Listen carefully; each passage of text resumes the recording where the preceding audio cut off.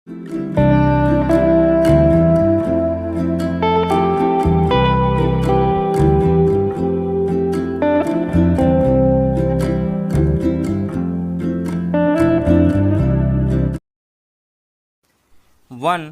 2 3 start.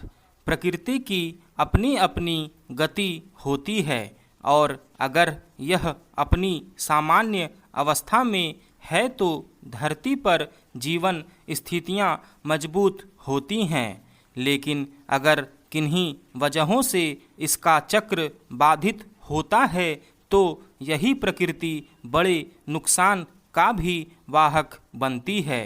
पिछले कुछ सालों से जलवायु परिवर्तन के मसले पर समूची दुनिया में चिंता जाहिर की जा रही है, लेकिन अब जिस तेज गति से मौसम के रुख में बदलाव और अप्रत्याशित उथल पुथल देखा जा रहा है, वह निश्चित रूप से एक बड़ी चिंता की वजह होनी चाहिए। पर्यावरण के मसले पर हाल ही में आई एक रपट में जो आकलन सामने आया है, उससे यह समझा जा सकता है कि वह ठंड हो या गर्मी या फिर बरसात, इनका जो असर सामने आ रहा है उसने सबको चौंकाया है। कभी कड़ाके की ठंड तो कभी तेज गर्मी या फिर बेमौसम बरसात ने समूचे जनजीवन को बाधित किया है। इसके अलावा बारिश, ओलावृष्टि, आकाशीय बिजली आदि में असंतुलन की वजह से इस साल के शुरुआती 4 महीनों में ही कम से कम 233 लोगों की जान चली गई और लगभग 9.5 लाख हेक्टेयर क्षेत्र में लगी फसल बर्बाद हो गई। इस तरह खेती किसानों को भी व्यापक नुकसान हुआ। प्रकृति पर किसी का बस नहीं है और उसकी अनिश्चितता के बारे में पक्के तौर पर कुछ नहीं कहा जा सकता। इसलिए अचानक ही होने वाली बरसात, बर्फबारी या फिर तापमान में अप्रत्याशित उतार चढ़ाव आदि की वजह से होने वाले नुकसान पर भी किसी का जोर नहीं चलता। चिंता की बात है कि वक्त के साथ मौसम की मार का असर पहले के मुकाबले अब ज़्यादा गंभीर होता जा रहा है। गर्मी, जाड़ा या बरसात आदि में असंतुलन की वजह से पिछले साल जहां देश के 27 राज्य बुरी तरह प्रभावित हुए थे, वहीं इस साल विपरीत मौसम की वजह से होने वाले हादसों या जानलेवा घटनाओं की चपेट में 32 राज्य आए। विडंबना यह है कि विज्ञान और अन्य आधुनिक आविष्कारों और खोजों के जरिए मनुष्य ने प्रकृति और मौसम को करीब से समझना शुरू तो कर दिया है, लेकिन यह भी सच है कि प्रकृति के स्वाभाविक स्वरूप में मनुष्य ने आधुनिकतम तकनीकों सहित अलग अलग तरीकों से बड़े पैमाने पर दखल भी दिया है। यह बेवजह नहीं है कि ठंड, गर्मी या फिर बरसात के अलावा तूफान और बर्फबारी की घटनाएं भी असामान्य रूप में सामने आ रही है।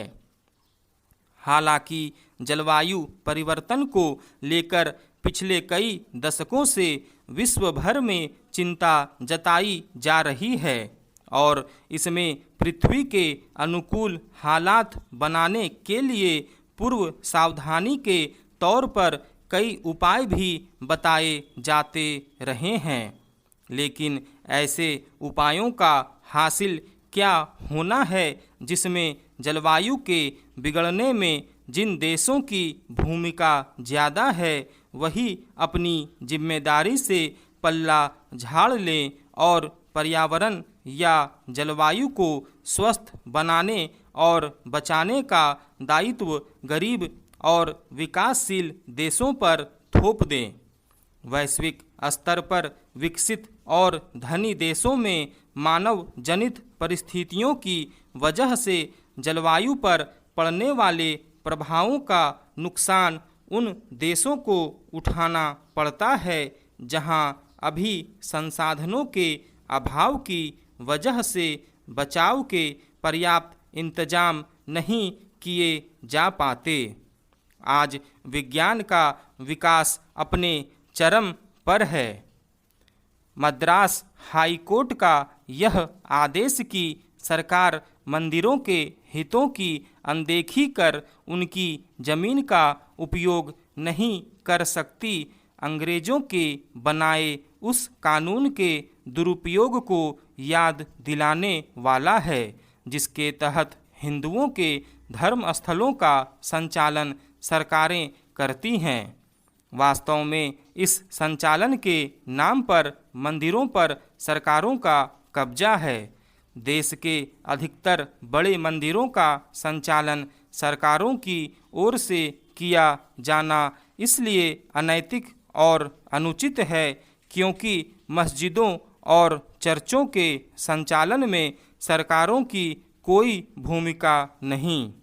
मंदिरों का संचालन सरकारों की ओर से किया जाना और अन्य समुदायों के धर्म स्थलों का संचालन संबंधित समुदाय की ओर से किया जाना केवल एक देश दो विधान वाली स्थिति ही बयान नहीं करता, बल्कि यह भी बताता है कि सेक्युलरिज्म के नाम पर किस तरह भेदभाव करने वाले कानून बने हुए हैं।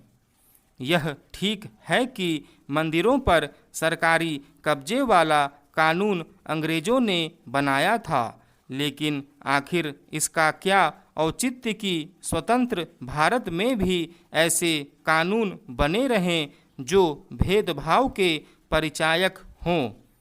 आखिर धर्म स्थलों के संचालन के मामले में जैसे अधिकार अन्य समुदायों को हासिल है, वैसे ही हिंदू समुदाय को क्यों नहीं मिलने चाहिए, और वह भी तब जब साधु संत अपने धर्म स्थलों का संचालन स्वयं करने की मांग कर रहे हों।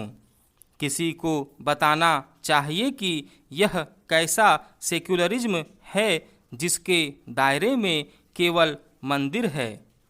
इससे संतुष्ट नहीं हुआ जा सकता कि कुछ राज्य सरकारों ने हिंदू समुदाय और साधु संतों की मांग पर मंदिरों पर से सरकारी नियंत्रण खत्म करने की पहल की है, क्योंकि कई राज्य अभी भी मंदिरों को अपने नियंत्रण में लिए हुए हैं। समस्या केवल यह नहीं है कि केवल मंदिरों पर ही सरकारी नियंत्रण है, बल्कि यह भी है कि इसके चलते मंदिरों की संपत्ति का मनमाना उपयोग किया जा रहा है। तमिलनाडु में तो कई मंदिरों की सैकड़ों एकड़ जमीन उनसे छिन चुकी है या फिर उसका इस्तेमाल गैर धार्मिक कार्यों के लिए किया जा रहा है। यही स्थिति कुछ अन्य राज्यों में भी है। अच्छा यह होगा कि सुप्रीम कोर्ट उन याचिकाओं का निस्तारण यथाशीघ्र करे जिनमें मंदिरों को सरकारी नियंत्रण से मुक्त कराने की मांग की गई है। इसी के साथ यह मांग करने वाले संत समाज के लिए भी आवश्यक है कि वह अपने स्वामित्व और संचालन वाले मंदिरों की व्यवस्था आदर्श रूप में करके उदाहरण पेश करे। मंदिर केवल आस्था के साथ ज्ञान और आध्यात्मिकता के ही केंद्र नहीं होने चाहिए, वे समाज सुधार और समरसता के केंद्र भी बनने चाहिए। संत समाज को यह देखना होगा कि मंदिरों में ऐसी प्रथाओं का पालन न होने पाए जो आज के समय उपयुक्त नहीं और जो परंपरा के नाम पर प्रगतिशीलता में बाधक हो। मंदिरों को उन कर्मकांडों से छुटकारे की पहल भी करनी चाहिए जो श्रद्धालुओं की परेशानी का कारण बनते हैं। स्टॉप।